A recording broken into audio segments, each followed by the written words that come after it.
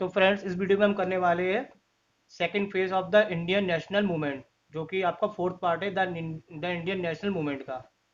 और यहाँ पे मैंने नीचे कोर्स भी लिख रखा है जो इसमें आना है। तो फर्स्ट क्वेश्चन है हमारा यहाँ पे, the partition of Bengal was effected on, Bengal का पार्टीशन कब हुआ था? 16 अक्टूबर 1905 में। The partition of Bengal was plan, किसको किसने प्लान किया था? लॉर्ड कर्जन ने।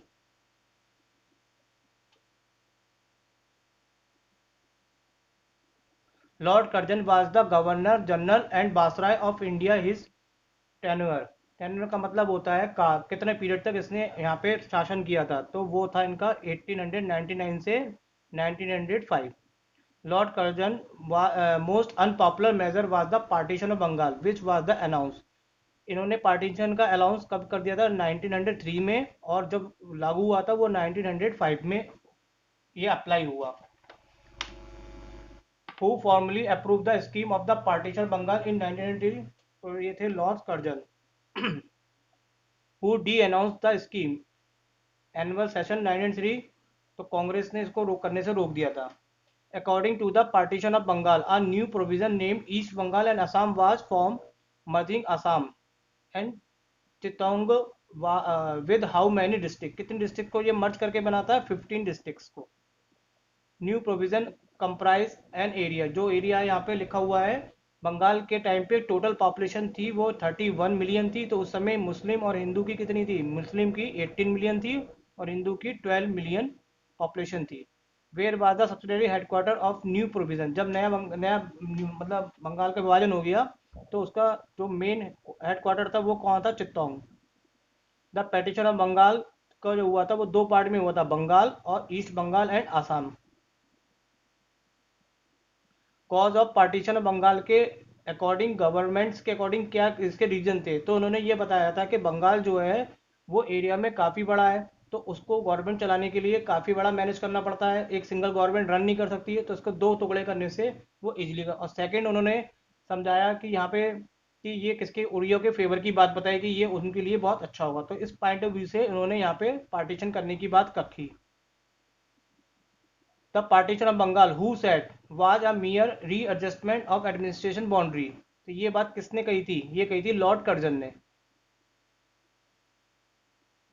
Reason behind the partition of Bengal according national पेर्सपेक्टिव।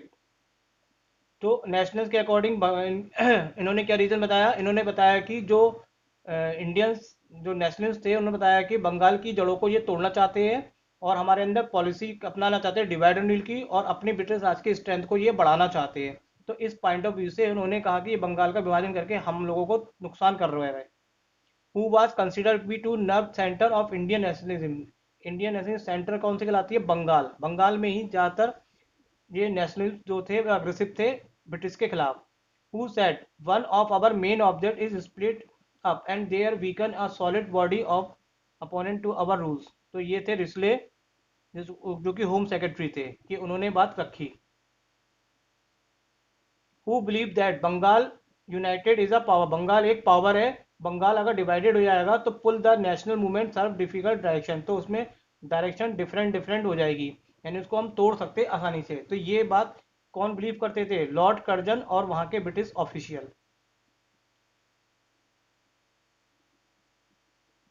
Who explain to the Muslim that his object is a party was not only to rely the Bengal, मतलब ये कहा कि मुस्लिम लोगों की कि जब बंगाल का विभाजन होगा तो उसमें आप लोगों का बहुत फायदा होगा, तो ये बात करी थी लॉर्ड कर्जन ने।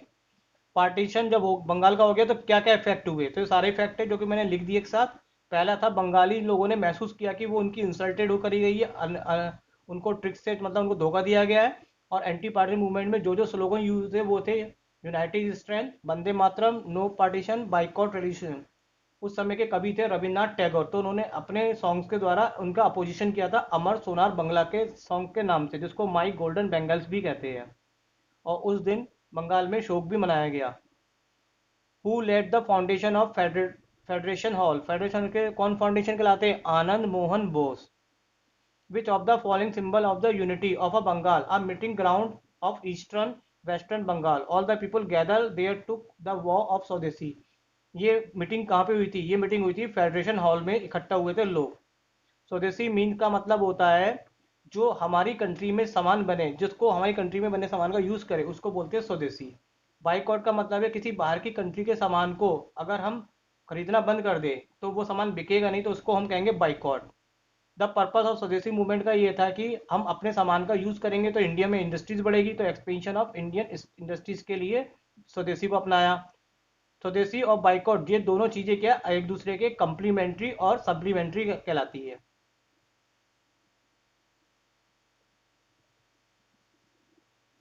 द स्वदेशी एंड बाइकआउट मूवमेंट इंक्लूड, स्वदेशी और बाइकआउट मूवमेंट क्या क्या इंक्लूड थे? पहला था कि वो इंग्लिश के कपड़ों, नमक, इंग्लिश का जितना भी सामान था उसको छोड़ देंगे, उसको नहीं हम खरीदेंगे। और उन दूसरा ये था कि उन लोगों का बाइकआउट करेंगे जो उन लोगों के सामान को खरीदेंगे, और इंग्लिश की जो भाषण होते हैं वो हम नहीं होने देंगे, और गवर्नमेंट में जो पोस्ट है वो उसको चेंज करेंगे। तो ये वाली बात यहाँ पे 21 क्वेश्चन में जो मैं पढ़ नहीं पाया हूँ, तो यहाँ पे ये बात ट्रू है।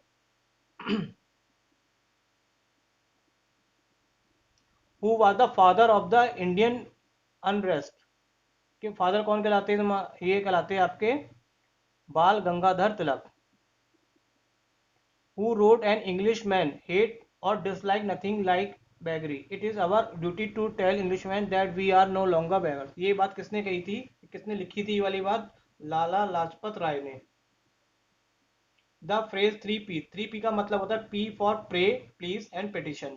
प्रार्थना करना, विनम्रता करना और पत्राचार करना, जो कि पुराने आंदोलनकारी करते थे। Swaraj is my birth right and I will, Swaraj मेरा अधिकार है, मैं उसको लेके रहूंगा, ये बात कही थी बाल गंगाधर तिलक ने।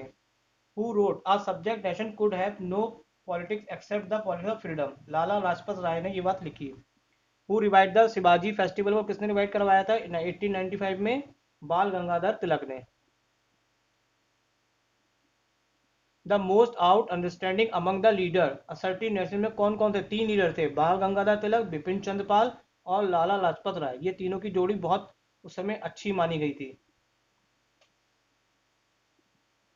Trio of study national came to be known, इनको किस नाम से जानते थे? ये तीनों भी ऊपर पढ़ा गया, तीनों के नाम जो थे बहुत आए थे, तो इन्हीं के नाम पे बाल पाल लाल लिया गया, तो ये तीनों की ट्राई बनती है। तो इसी का अगला क्वेश्चन ये भी है कि बाल पाल लाल का मतलब है बाल गंगाधर तिलक, बिपिन चंद्र पाल, लाला लाजपत राय। बाल गंगाधर तिलक को फादर नेशन इसलिए कहा है क्योंकि उनका नेचर जो था वो एग्रेसिव लीडर हुआ करते थे। वो किसी से मतलब अग्रेसिव होकर ही बात करते थे, जबकि पुराने लीडर कभी अग्रेसिव नहीं होते थे। बाल गंगाधर तिलक का जन्म कब हुआ था? इनका जन्म हुआ था 23 जुलाई 1856 में। Who was the real founder of the popular anti imperialist movement के कौन थे? Bal Gangadhar Tilak. Who said political right will have to be fought for, ये बात किसने कही थी? तो ये बात कही थी बाल गंगाधर तिलक ने। Who came to this conclusion that reform would be secure not by talk but action, अब बात नहीं होगी, अब एक्शन होगा, तो ये बात भी किसने कही थी? आपकी बाल गंगाधर तिलक ने। Who started the celebration of Ganpati festival in Maharashtra, Maharashtra में जो हम आज गणपति बनाते हैं तो उसको स्टार्ट किया था बाल गंगाधर तिलक ने 1893 में। Who is known the organisation akhara and lathi club, akhara और लाठी क्लब को भी किसने लागू करवाया था? बाल गंगाधर तिलक ने ऑर्गेनाइज कराते हैं लोग इन्होंने। Who launch the home rule movement in Madras और महाराष्ट्र, महाराष्ट्र में करा था बाल गंगाधर तिलक ने, और मद्रास में करा था मिसेस बेसेंट ने, होम रूल मूवमेंट्स को चलवाया। Who earn the epithet Lokmanya, क्यों किसने ये नाम कमाया था जो कि भगवान के नाम की यात्रा ही होता है? बाल गंगाधर तिलक ने। Who has the scholar three great work to his credit, ये जो चीज लिखी हुई है राइटर्स के नाम, बुक्स के नाम है जो कि किन्होंने लिखी थी? बाल गंगाधर तिलक। बाल गंगाधर तिलक की जो डेथ हुई थी वो 1 अगस्त 1920 को। Bipin Chandra Pal began his career head master of the school, किस स्कूल में थे? कटक। बिपिन चंद्रपाल ने ज्वाइन कौन सी मूवमेंट को किया था? ब्रह्मो समाज मूवमेंट को। बिपिन चंद्रपाल का जन्म हुआ था सिलेट, जो कि बांग्लादेश में आज की डेट में, इन 1858 में, 1858। बाल चंद पाल की डेथ कब हुई थी? 1932। Who started newspaper New India in 1901, ये किन्होंने पेपर स्टार्ट करा था?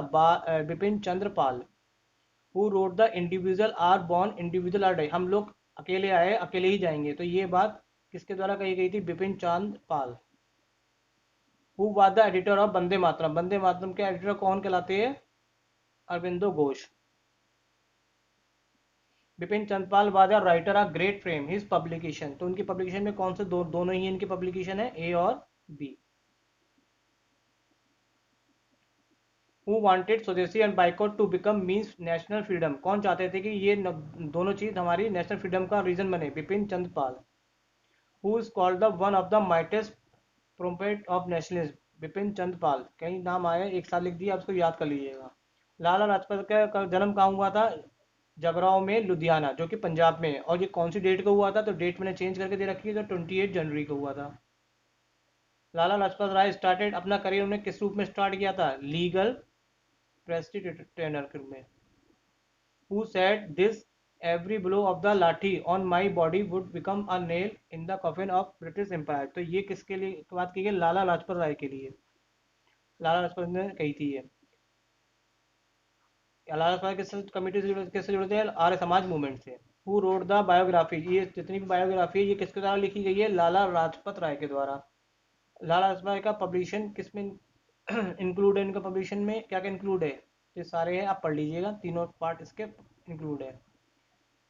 लाला लाजपत वेंट 1914 में कहाँ गए थे? ये गए थे इंग्लैंड।